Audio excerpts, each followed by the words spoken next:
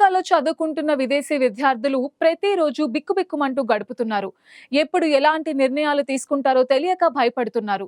Recent గా Trump సర్కార్ మరో నిర్ణయం తీసుకుంది. అమెరికా వ్యతిరేక విధానాలు, నిర్ణయాలు సమర్థించే వారెవ్వరూ తమ దేశంలో ఉండేందుకు వీలు లేదని, వారంతా తక్షణమే దేశం విడిచి వెళ్లిపోవాలంటూ వందలాది మంది విద్యార్థుల వీసాలను రద్దు చేశారు.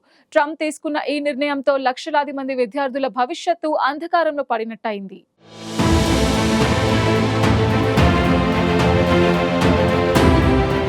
అమెరికా అధ్యక్షుడిగా రెండోసారి ప్రమాణ స్వీకారం చేసిన డొనాల్డ్ ట్రంప్ సంచలన నిర్ణయాలు తీసుకుంటున్నారు.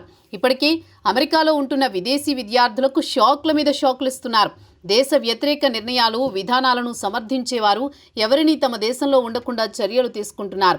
అలాంటి వారందరూ తక్షణమే తమ దేశం వదిలి వెళ్లిపోవాలంటూ వందలాది మంది విదేశీ విద్యార్థుల వీసాలను అమెరికా ప్రభుత్వం రద్దు చేసేసింది.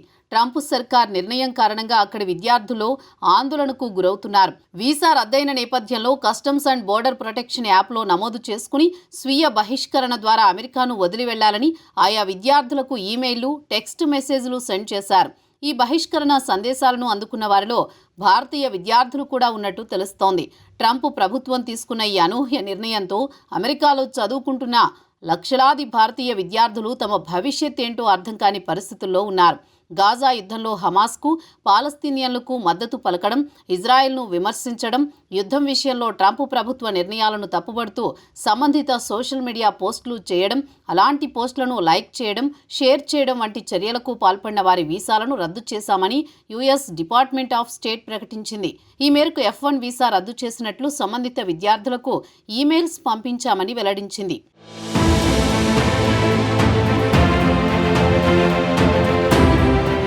గత ఏడాది ఇజ్రాయెల్ హమాస్ యుద్ధంలో అమెరికా ఇజ్రాయెల్కు మద్దతు తెలిపింది.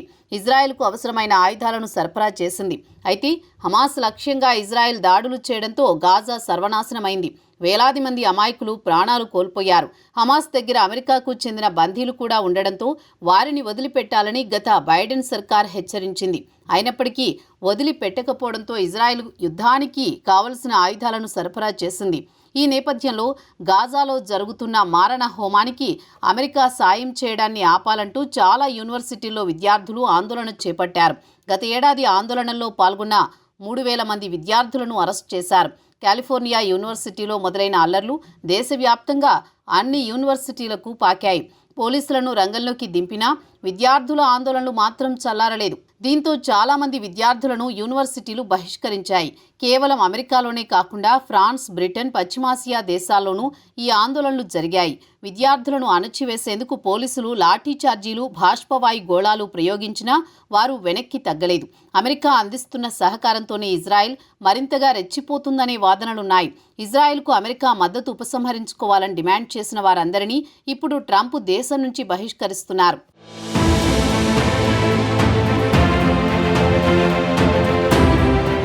అమెరికా శరణార్థి జాతీయతా చట్టంలోని సెక్షన్ 221I ప్రకారం మీ F1 వీసా గడువును తక్షణం ముగిస్తున్నామంటూ విద్యార్థులకు ఈమెయిల్స్ పంపారు. అమెరికాను వీడడానికి ముందు ఖచ్చితంగా అమెరికా ఎంబసీ, కాన్సులేట్లో పాస్పోర్ట్ను చూపించాలని, వాళ్లు వీసాను స్వయంగా రద్దు చేస్తారని తెలిపింది.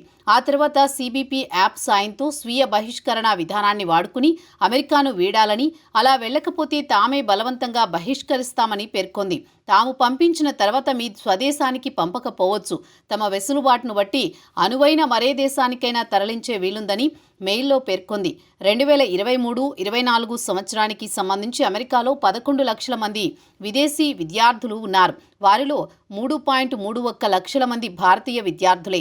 ఈ నిర్ణయం విద్యార్థుల భవిష్యత్తుపై తీవ్ర ప్రభావం చూపిస్తుందని నిపుణులు చెబుతున్నారు. ట్రంప్ ప్రభుత్వం పాలస్తీనా అనుకూలంగా నిరసనలు చేసిన విద్యార్థులపై కఠిన చర్యలు తీసుకుంది. వీరిలో కొందరు ప్రముఖులు కూడా ఉన్నారు. హమాస్కు మద్దతుగా కార్యకలాపాల్లో పాల్గొన్నారనే ఆరోపణలపై తుర్కియేకు చెందిన రొమేసా ఓజ్ టుర్కును బోస్టన్లో నిర్బంధించారు. ఇజ్రాయెల్ వ్యతిరేక నిరసనల్లో పాల్గొన్నందుకు పాలస్తీనాకు చెందిన మహ్మూద్ ఖలీల్ గ్రీన్ కార్డును రద్దు చేశారు.